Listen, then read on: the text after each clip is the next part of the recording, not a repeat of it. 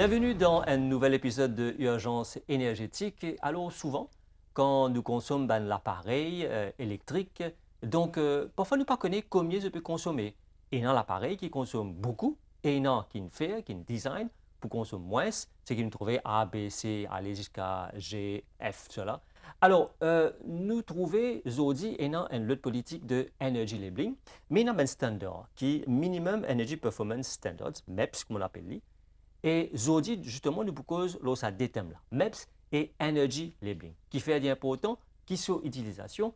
Et aujourd'hui, nous invitons pour cause là, c'est Norshin Surat, qui est ingénieur à Energy Efficiency Management Office. Bienvenue. Première affaire, MEPS, nous cause MEPS, Minimum Energy Performance Standards. Qui était ça? Ça veut dire Minimum Energy Performance Standards, c'est une cette spécification, c'est qui limite amount of l'énergie, c'est qu'un appareil consommé. Ça, nous avons un threshold, c'est que l'appareil là, il est obligé de comply. Au-dessus de ce threshold-là, nous n'avons pas le droit d'importer. Ça veut dire l'appareil là, il n'est pas pour le droit de venir même Maurice. Il est obligé un minimum set, c'est qu'il est pour être capable de dédouaner à la douane. Qui c'est qui met ça standard là? Ça veut dire nos bureaux, nous mettons regulations, energy efficiency, minimum energy performance standards for regulated machinery regulations. Ça, regulations là, d'après ça, nous enforçons standards là. Alors, justement, mais qui est l'appareil qui nous dit qui couvert sur ça MEPS là? Ça veut dire pour le moment, on n'a que des l'appareil réfrigérateur, ce qui nous promulgué cette année-ci. Et puis, les pouvines en application à partir du 1er octobre 2026. Et initialement, nous premier l'appareil, c'est Aircon. Aircon, le fait que nous connaissons, il consomme beaucoup l'énergie et nous demande d'augmenter assez beaucoup avec consommation Aircon, surtout, obviously, à cause d'une augmentation de température. La salle, nous premier l'appareil, c'est que nous implémenté et il est en vigueur à partir de l'année dernière, septembre 2025. Donc là, c'est-à-dire le bureau Energy Efficiency Management qui peut guetter, qui peut faire sûr que cette réglementation là, est en vigueur et est appliquée. Oui. Alors, quelle est une catégorie quand nous disons l'appareil qui est concerné par ça? Ça veut dire pour Aircon, nous avons 4 types d'appareils. Nous avons un split type, comme vous connaissez, qui est connecté à muraille et qui est un indoor et outdoor. Split type, nous avons également un cassette type. Ça veut dire nous avons ce qui est connecté au floor ou bien au ceiling. Mais split, ça veut dire initialement, il y a un indoor et un outdoor. Après, nous avons un self-contained. Ça veut dire qu'il y a un seul appareil, mais il est connecté presque moitié en dehors et moitié en dedans.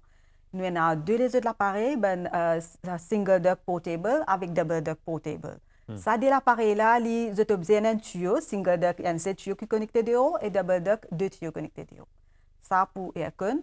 Après, nous avons pour réfrigérateur. Réfrigérateur, tout bon réfrigérateur, c'est qui est pour household consumption et light commercial. Bon réfrigérateur, c'est qui est pour supermarché ou pour industriel, ça, n'est pas concerné. Donc, ça veut dire qu'il y a une exemption sur ça. Oui. Donc, rappelle-nous un petit peu cette exemption-là. Ça veut dire pour réfrigérateur, pour ce qui est industriel et que supermarché, commercial, tout ça là, n'est pas appliqué. Pour Aircon, nous avons VRF, Variable Refrigerant Flow, ça veut dire Aircon là, et nous avons un ducted type et tout ce qui est là-haut 12 kW. Ce qui est en bas 12 kW, d'après ça, les autres catégories là, sont applicables. Et ce qui est là-haut 12 kW, il n'est pas applicable. Ce qui est ducted type, n'importe quel kilowatt, il n'est pas d'après regulations. OK. Ben, devine justement le règlement MEPS là. Bon, nous connaissons un certain nombre de critères qui visent observer. Quels sont les critères? Oui, ça veut dire pour un split type, il est besoin d'après des standards ce que nous avons. Nous avons ISO 5151 et ISO 16358. Ça veut dire qu'un importateur est obligé de donner un test report d'après ça des standards-là et qu'il a besoin d'une unité qui s'appelle CSPF, Coefficient of Seasonal Performance Factor. Je ne connais pas si on entend IER, Energy Efficiency Ratio, mais je sais qui est dans le domaine pour capable reconnaître ce terme-là, IER. Mais nous ne pas servir IER. Nous servons ça va les CSPF-là d'après SADC Harmonized Text qui est développé. SADC pour Regional Area in Development Harmonized Text, c'est qui est applicable pour nos régions, pas pour l'Europe. Pour IER, il est plus applicable pour l'Europe parce que, comme on connaît le climat Maurice tropical et que l'Europe pas pareil. Là, nous servons CSPF. Ça veut dire pour aircon, nous avons ISO 5151 et ISO N6358 et nous avons de moi un CSPF là au 4.5. Pour double deck, ISO 5151 et pour ça, nous avons juste IO pour le moment. Et nous avons là au 3.N. Pour single deck, nous avons ISO N836, N8356, nous avons là au 3.N également.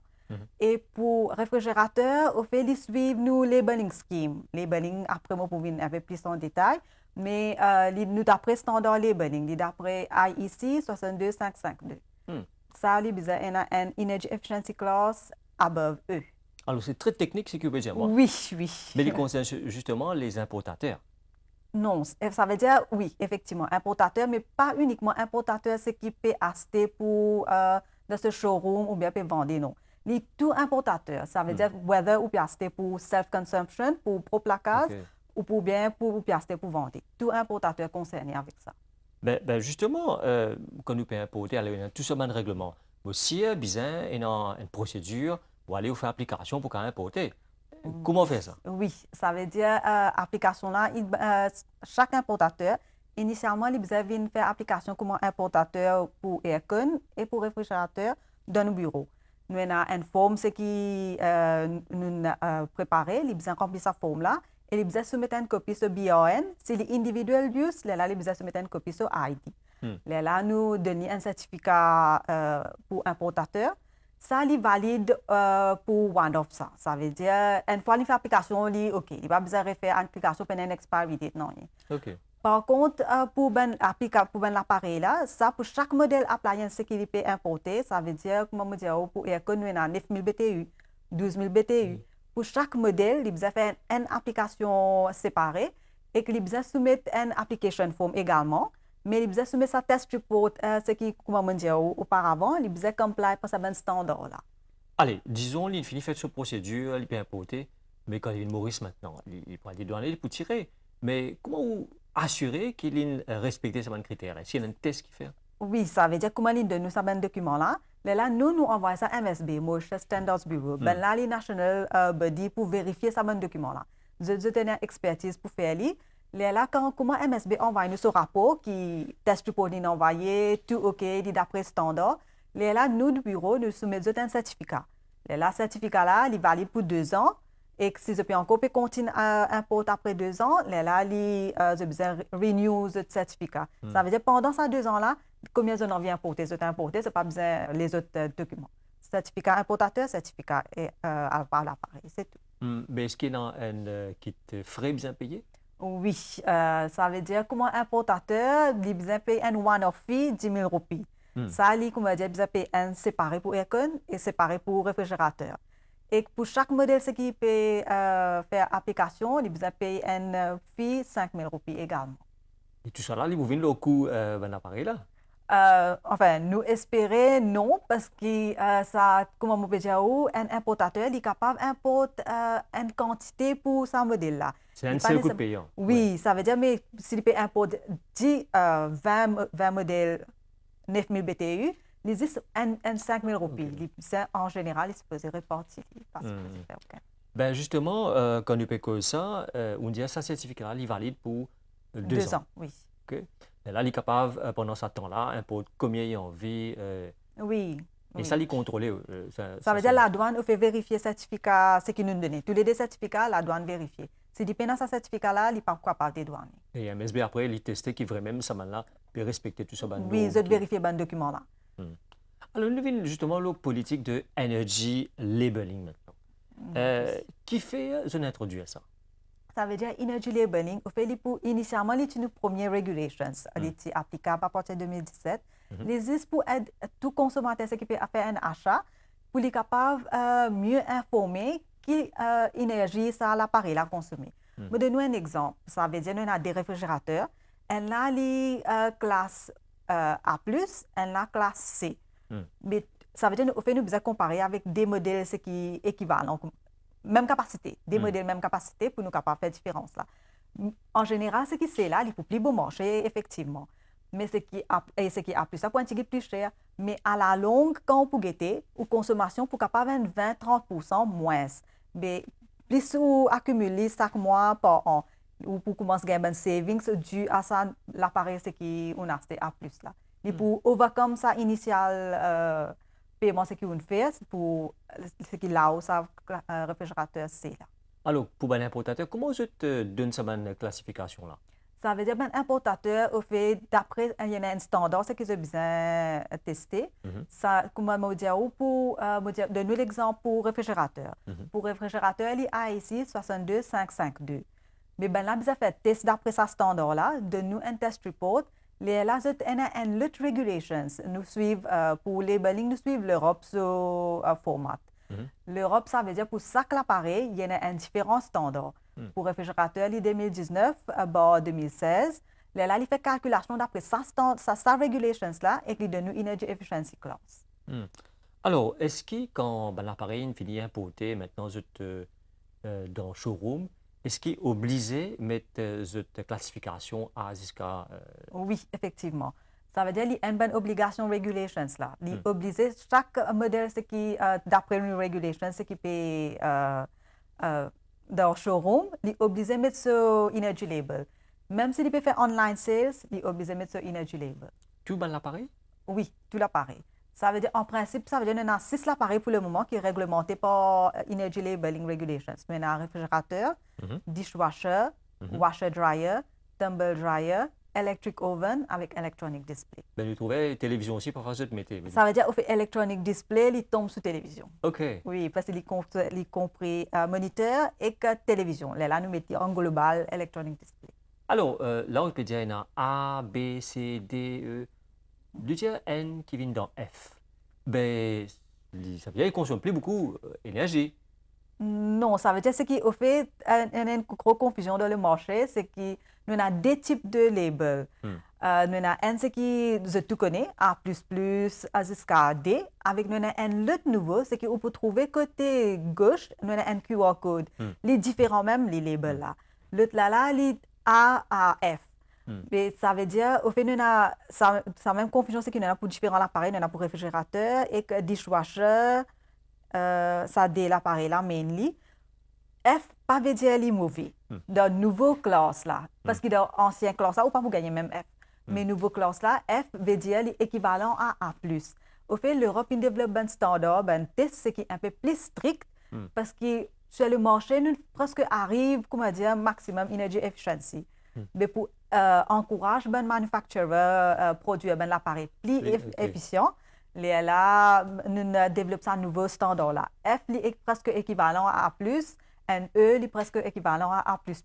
Ça veut dire que si dit F, ça ne veut dire qu'il n'est pas bon. Donc, la raison principale, ça changement là, c'est pour permettre le constructeur même de développer l'appareil. Oui, plus énergie efficient.